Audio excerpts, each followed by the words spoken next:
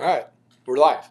Okay, cool. So in today's video, we're going to talk about probably the most important thing and personally my favorite thing to talk about, which is sales. And sales is big. Sales is big, and it's something that I enjoy. I like doing. I didn't like to do it at first, but now I really enjoy doing sales. So in today's video, we're going to talk about the new way of how to reach out to leads once they opt in. Okay, so sometimes people call this a triage call. You could call it whatever you want. But just remember, once a lead opts into one of your ads, you have to call them immediately. And sometimes this call is going to be a little bit different, right? It's different than like maybe a lead that came in as a referral or word of mouth, or maybe a lead that came in from Google, whatever, Thumbtack, whatever, Yelp, whatever it might be.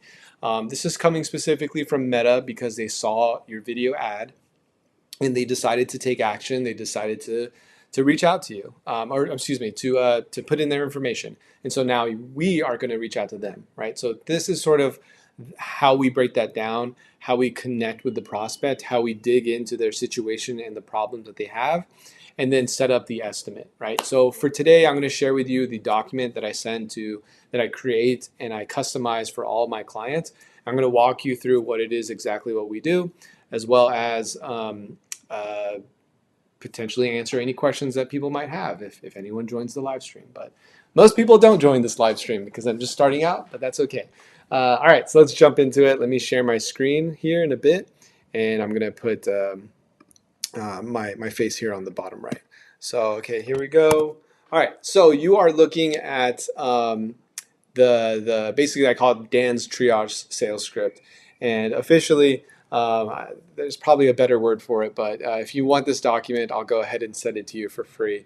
It's a great document. So obviously the first part, right, is again, we reach out to them. We're going to call them, right? And this is what we call the connecting phase. It's where we sort of build rapport. Now, a lot of people think that building rapport means, oh, how's the weather? How are you doing today? No, fuck that. We don't do that, right? That's a complete waste of time, right? I don't care how your day's going, right? What I care about is that you opted into my ad. Let's talk about that. Like, why'd you do that? Okay. So the first thing I want to first get out of the way is like, hey, is this Dan? Right? Hey, is this John? Right? You want to make sure first and foremost that this is the right number. Hey, is this John? And then the next thing is I want to state who I am. Yeah, this is just Dan from XYZ Junk Removal. I saw that you responded to one of our ads about getting some junk removed. Have you been able to get started with that, or are you still possibly looking? Right? And so I really like this because it doesn't say certain things like, oh yeah, like how can I help you? Or, are you interested? Are you still interested? Most of the time people are just going to say no to those things, right? Or it opens up a can of worms. I like this because number one, we're just confirming if it is who they are, right? Are you John? And then did they find what they were looking for, or were they still possibly looking? So there's a few things going on here. One thing, again, is that the status of it, right? Like, I'm not reaching out to them. I'm not asking them if right now is a good time, right? I'm simply saying, hey, you responded to one of our ads. Just wanted to call to see if you found what you were looking for, or if you were still possibly looking, right? That's it. Now, from there, they're going to say one of two things, right? The first thing is, yeah, I'm interested in your service. Yeah, I just want to know how much. Yeah, can you tell me more about your offer? Yeah, can we get something scheduled on the books? Whatever it might be. Usually, it's going to be something positive, right? These are good things that we want to hear.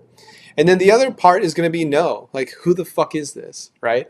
Now, the only reason why they would say this, one of the reasons, is because maybe we didn't call them soon enough, right? So maybe someone opts in at 8 o'clock in the morning and we were doing a job or we were busy throughout the rest of the day, and we don't end up calling them until maybe the next day.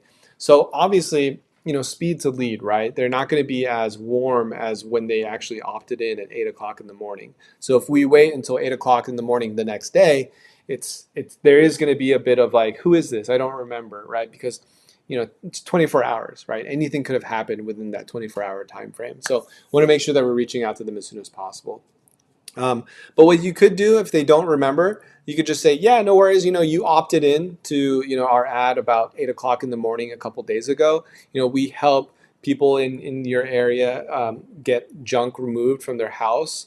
So do you remember opting into that ad? on social media. Do you remember that?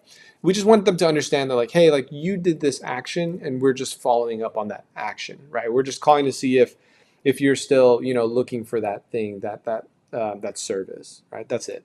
Now, I do have some links here. Basically, these are sort of objections or concerns that you're most likely going to get. And so what you could do is you could just click on this, click on that, and it goes directly to that. I'll make that separate for another video, but if you ask me, I'll give you this document itself, and then you can see those links. But obviously, the biggest ones that you're going to see are, I'm busy right now, or like, yeah, sure, but can you call me back later? And so I have different templates and different ways to overcome those concerns or those smoke screens or objections or whatever you want to call it, okay? All right, so moving on. The next thing is the situation, right? So one of the next questions I like to ask is just to see if I could possibly help. Do you know what you're looking for specifically? Right. I really like this question because number one, it just gives a little bit of like neutrality into it. It's like, hey, like just to see if I could possibly help. Right. We always want to be neutral with the things that we say, possibly, potentially, maybe. Right. We'll see, things like that. Whenever you're saying like, yeah, I would love to help, or I know for sure I could help you, your status lowers, and you never want to be like that. You never want to be a little bitch like that. So I never say, oh, I'd love to help you, or like, oh yeah, no, well, we could definitely help you with that for sure, right? And you don't even know anything about them. So I never want to be like that. I always want to see, yeah, just to see if I could help, right? Just to see if I could potentially help, and then finish your sentence or your question. So that's how I usually like to do it. And I really like this question because we just want to know, like, hey, like, do you know what you're looking for specifically? Right, and it is an open-ended question, but the reason why I like to use this is simply because I don't know what they're looking for. I don't know if I could help them. So like, do you know what you need? Right? Because again, they clicked on our ad. We just don't know. Now, obviously, one thing to remember is that you never want to give people the problem. Right? So you never want to assume that they're struggling with getting rid of something. You never want to assume that they're struggling with getting their driveway pressure washed. You want them to admit it, right? And so this really helps with them admitting to whatever it is that they need, right? Because remember, what you say is garbage, what they say is gospel, okay? What you say is garbage, what they say is gospel. So I never want to put something on someone. I always want them to admit what is the problem, and then from there we could dig deeper. But I want them to say what the problem is. I don't want me to tell them what their problem is. No one ever likes to be told what their problem is. You know what your problem is, bro? You're a bitch, right? You know what your problem is, man? You look funny. You know what your problem is? You need to lose weight. That's what your problem is. People don't like that. But when you ask questions like, hey, like, what's going on? Like, why do you feel like you're getting tired all the time? Like, what is that coming from? Like, what do you feel like that is about? And it's like, well, it's because I'm losing weight, or it's because I'm like fat. Like, oh, okay. Like, so you're like, you're fat. Like, how do you mean by that? And then boom, but they said it. We didn't tell them. We just asked the question. Okay. So that's the situation question. The next part is the problem awareness question. So problem awareness, I mean, the way I like to look at it is that it's really just chunking down, right? Just like going deeper into like what the things that they need help with. For example, right? Clarify what words mean. Everyone has different definitions of what things mean, right? My definition of struggle and hard is different from another person's. And so I want to get clarity on the words that they use. So for example, if a lead says, my current service provider, my current pool service, they suck. And so for me, like that word suck, like I don't know what that means. So my current service provider, they're just not really doing it for me. Yeah, and like just to see if I could help, man, like how do you mean by like not doing it for you? Like what does that mean to you? Okay. And then you could even dive deeper. Like, do you have an example? When you say that they're not really doing it for you, like I mean like I hope you don't mind. Like, can you give me an example of how you mean by that? Right? And then boom, they're gonna start to elaborate on that problem, right? The reason why we want more elaboration of what the problem is simply because we want to make sure that we have leverage, and when we have leverage, it's easier for us to persuade people and for them to do what we want them to do if we have leverage, right? It's really difficult to do that if we have no leverage. And so by asking more questions about the problem, asking them how they mean, can you give me an example? that helps us with more leverage so that we could pull it out. And then we have the leverage to make them do something, which most of the time it's to schedule an estimate, right? To get to the next step of the sales process. All right. Right below this is the impact questions, right? So for example, the lead will say, well, I'm experiencing, I have my pool, my pool just looks really dirty. I'm just going to use a pool service. My pool is really dirty right now, and like they haven't cleaned the pool in like at least a month, maybe 2 months. I'm not sure. It's like, okay, and like, can I ask, man? Like 2 months, I could see why that could be trouble for sure. And I know this might be silly, but what sort of impact is that having on you that they haven't like cleaned the pool? Is that a big deal? Like, does the pool get used a lot? And so from there, they can open up about what sort of impact that has on the guests of their house, or the impact that it has on their family, right? Yeah, it's impacting this and this. Well, we have some people coming over next week, and I'm afraid that they're going to go swimming, and it's going to be really like ugly, because our pool cleaners just haven't been cleaning it. It's like, oh, okay, like that could be trouble for sure. Thanks for sharing that. Okay, thank you for sharing that. I could see why that could be trouble for sure, that you'd want to get that looked at, as soon as possible.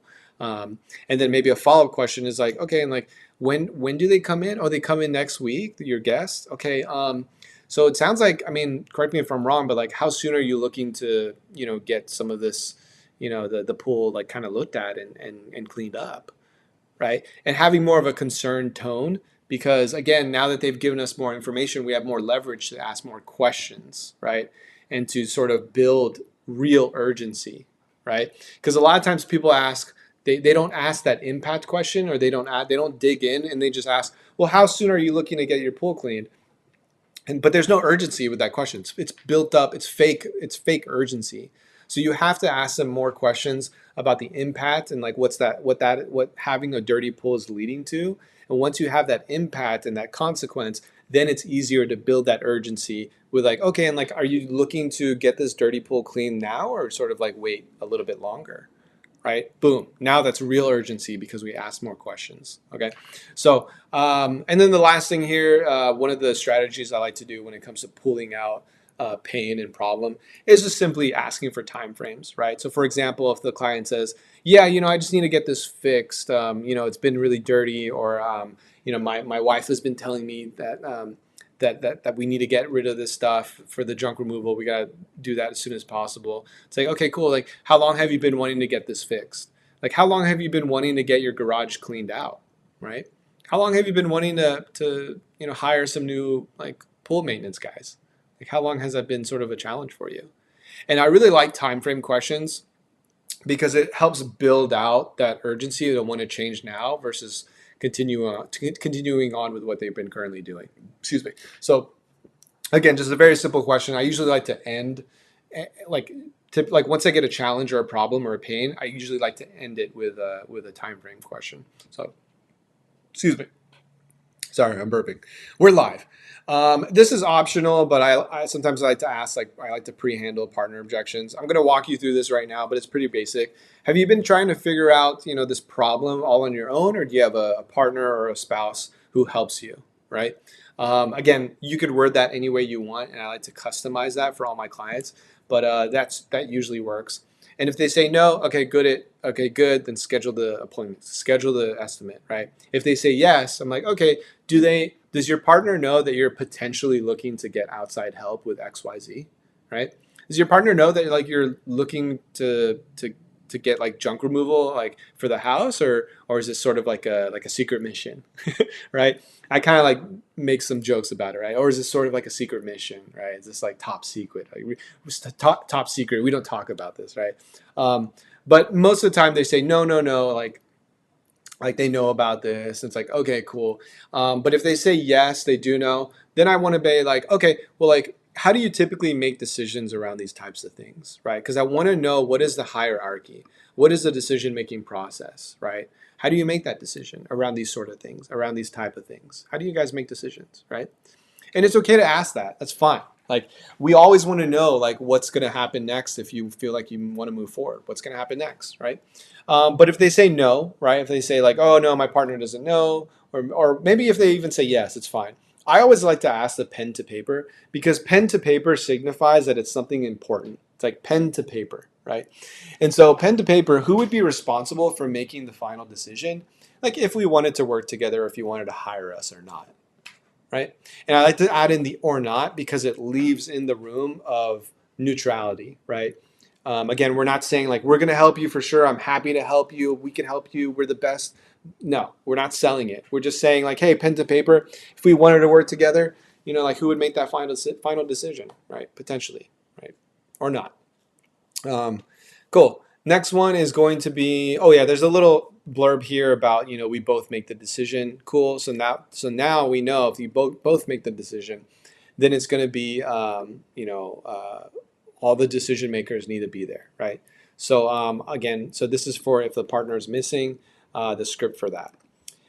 Now, this is again another optional thing, which is a financial qualifier. I don't always recommend this, but it just depends, especially depends on the offer, depends on the type of business. But I'll walk you through it right now just so we could cover it.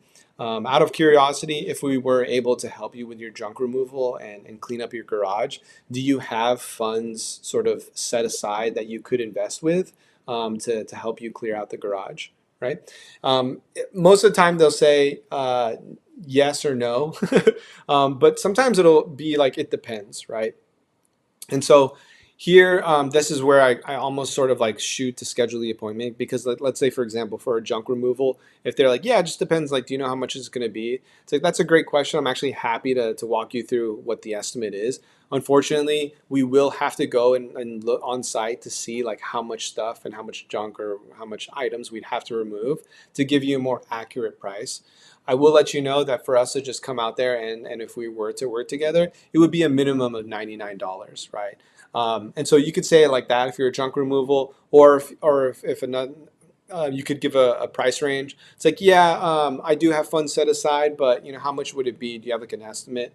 Well, I'm not really sure. We'd have to again have to come in, have to talk, dive a little bit deeper. But we really recommend anywhere from XYZ amount to this amount, right? So we really recommend anywhere from like 10,000 all the way up to 100,000. It really just depends. I'm not entirely sure. We'd have to take a look, and we'd have to look at the plans and take measurements, and then we could give you a final estimate that's more realistic and potentially one that fits within your budget, right? So would that be helpful, right? If we were to schedule that appointment, boom. So now we go into here. So from here, we could say something like, once we're done talking to them about their problem and we've figured out, again, the decision makers, etc., all that stuff, then we kind of end it like this. Cool, great. So I think I have pretty much almost all the information we need here. But this is really why we exist to help people like you get XYZ, right? Well, this is really why we exist because we help people in your Sacramento Folsom area to essentially clean out their mess, right? Without having to rely on without having to without having to continue to wait for your wife to bug you, right? Something like that. So what we could, again, using neutral language, what we could potentially do is schedule an appointment, an estimate, and then I could possibly show you some options when it comes to actually helping you. Would that be helpful, right? So very neutral, right? Would that be helpful, right? I like that. What's your availability look like in the next couple of days? Do you have your calendar out in front of you? Boom, and then set the appointment. Okay, so yeah, that's pretty much it. That's how I like to call leads. Again, just to recap, some things that I like to tell my clients is always want to make sure that your tone is good, right? We never want to be monotone. We never want to be. We also don't want to be assertive, right? I always look at it in the lens of like, hey, like I'm a doctor, you've stepped into my office by opting in, and I'm just seeing if I could help you, right? It's very consultative. That's usually how I do my sales. And so this is going to be no different for when people see your video ad and they opt in. So I hope this was helpful for you guys as well. If you have any questions, let me know. If you want a copy of this ad script, let me know. I'm happy to send it out to you. And if you do have any questions, or if you are in need of of having someone help you when it comes to not just the sales aspect of it, but also the lead generation for your home service business, reach out to me, slide into the DMs. I'm happy to help. All right, I'm going to end this live stream and let me know if you have any questions. Okay.